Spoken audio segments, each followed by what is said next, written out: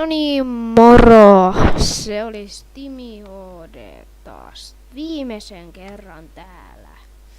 Elikkä, mä teen siis nyt uuden kanavan. Ja linkki tulee tonne deskiin siihen uuteen kanavaan, että tämä kanava menee nyt kiinni, että tätä kanavaa ei sitten kohta enää oo.